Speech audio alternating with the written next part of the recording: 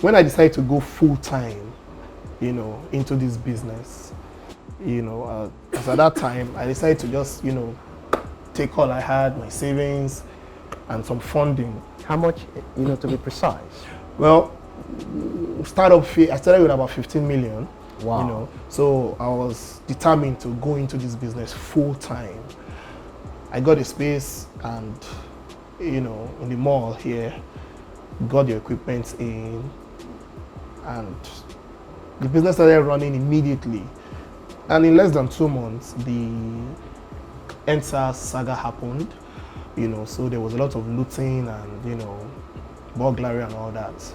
And I was affected, definitely I was, I was down, they took everything. I just started, You mean they emptied your office? It was literally like an empty store. It was like a new vacant space. Wow. Because, imagine putting in all that kind of money in the business and 2 months later, everything is all gone. All the equipment, some of the equipment were not even installed. They were still in their cartons, and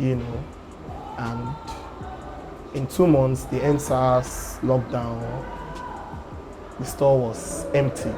It was completely emptied. Now that brings me to the question: the funds you got into this, was it a fund that you were able to hustle on your own, or was it a loan you took from a financial institution or family and friends? Where exactly did you source the money? Because I'm looking at how to recoup back that money. You got about 15 million. That's not, a child's play. Yes, when I started, I had some savings. Okay.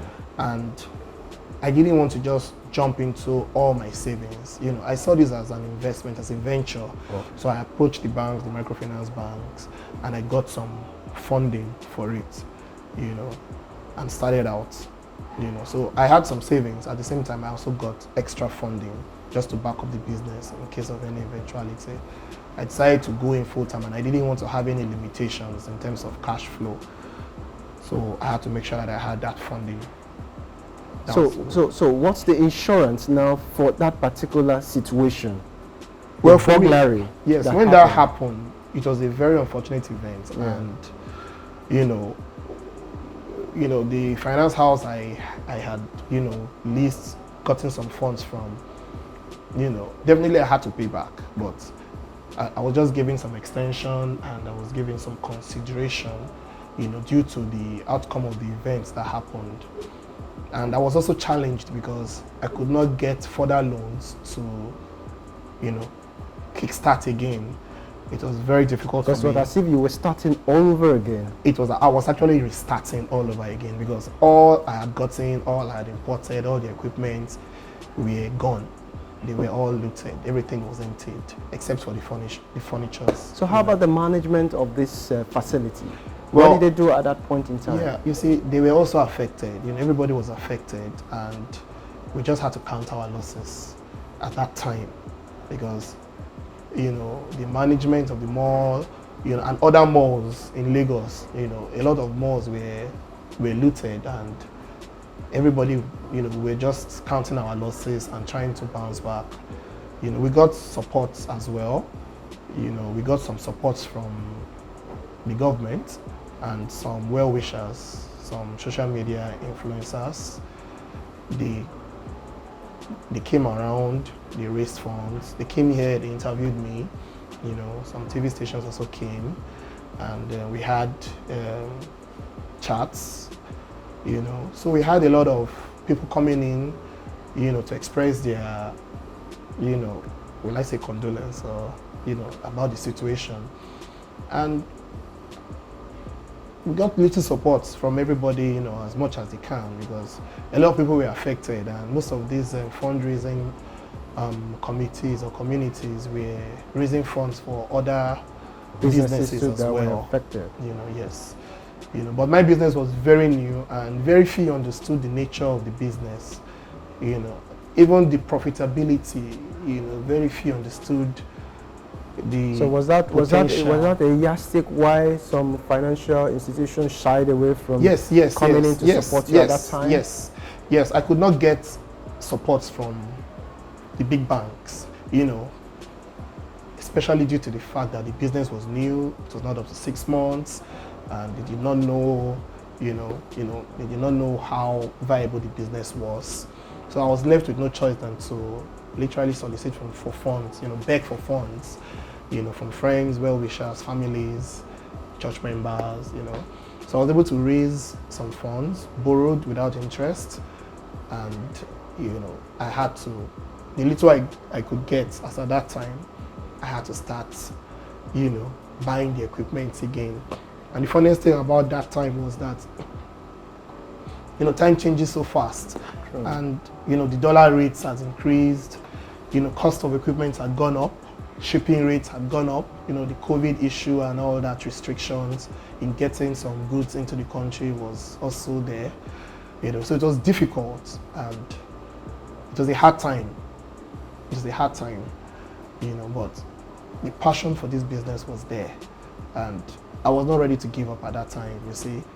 I knew that it was just a step, it was just like more like a phase in your life. Yeah, it was just a phase, and I knew that this would not hold me back. I just felt I could do it again. I got some words of encouragement never to give up, quite all right, but I was self-motivated already to continue. So I literally went out to beg for this money because I knew what I was going into, just to get it back on track. And I got some overwhelming support. Some people have not called me in years and called me and they say they heard, and the little I could get just gathered and I rebuilt. So life after NSAS, yes. How was it like?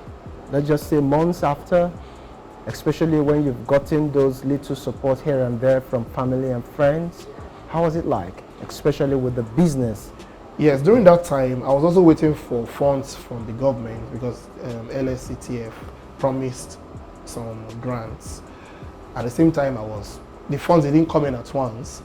So I got the little funds I had, I started back, got some equipment, and the business started growing immediately, and I was rolling over all the profits. Really? All I was making, I was rolling it back into the business. Wow. That was over a period of how long? And within 3 to 4 months, it was like nothing ever happened.